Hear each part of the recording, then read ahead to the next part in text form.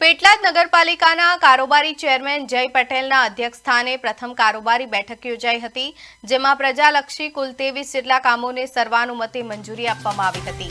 આ બેઠકમાં પેટલાદના નગરજનોને શુદ્ધ અને આલ્કલાઇન પીવાનું પાણી મળી રહે તે માટે પાણી વિતરણના મશીનો મૂકવા તેમજ મોબાઈલ વાન શરૂ કરવાના મહત્વના નિર્ણયની મંજૂરી આપી હતી।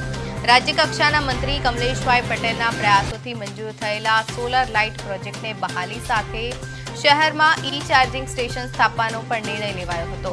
આ ઉપરાંત નગરપાલિકા સંચાલિત શોપિંગ સેન્ટરોની લાંબા સમયથી ભાડું ન ચૂકવતી દુકાનોનો કબજો પરત લેવા અને સીલ મારેલી બંધ દુકાનને પુનઃ ભાડે આપવાની કામગીરીને કારોબારી સમિતિએ મંજૂરી આપી હતી।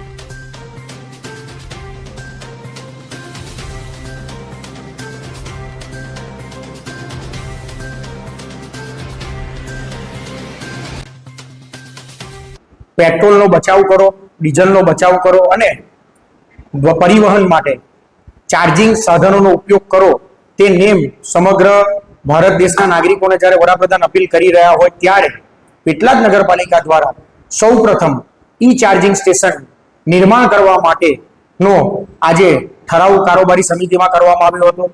સાથે સાથે જ પેટલાદ નગરના સૌ નાગરિકોની જનસુખાકારીને ધ્યાનમાં લેતા અને ખાસ કરીને વેપારી મિત્રોના જનસુખાકારીને ધ્યાનમાં લેતા આલ્કલાઇન વોટરનો જે પ્રોજેક્ટ છે તે પેટલાદ નગરપાલિકા આવનારા સમયમાં સ્થાપિત કરવા જઈ રહી છે, જેથી પેટલાદ નગરમાં રહેતા તમામ નાગરિકોને એકદમ નક્કી કરેલા નજીવા દરે આલ્કલાઇન વોટર પૂરું પાડવાની વ્યવસ્થા પણ આવનારા સમયમાં પેટલાદ નગરપાલિકા પેટલાદ કરવાની છે।